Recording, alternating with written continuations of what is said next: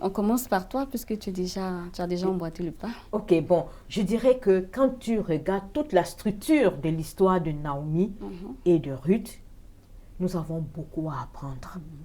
Nous sommes dans un monde où les filles pensent, comme elles ont souvent le salaire de l'homme et peut-être même un peu au-dessus du salaire de leur mari, qu'elles peuvent tout se permettre. Mais le mariage est une institution sacrée. Quand on pose les bonnes bases, on obtient les bonnes réponses. Mais quand on va à la va-vite et qu'on n'a pas le temps de prendre sur soi d'abord, de prier, de chercher la face de Dieu, de prier pour son futur conjoint, de prier pour sa future belle-mère, pour ses futurs beaux-parents, on passe à côté.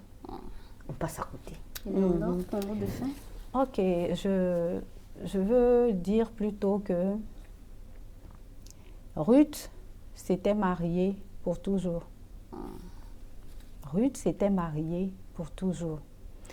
La Bible nous montre ce côté de l'histoire où Ruth est restée attachée à sa belle-mère, l'a suivie et s'est occupée d'elle. Mais cela ne veut pas dire que Ruth n'avait pas de défauts. Ah oui. Cela ne veut pas dire que Ruth était parfaite. Mais Ruth s'est mariée pour toujours. Quand nous allons en mariage, nous y allons pour toujours. Ça, c'est l'idée que nous devons avoir.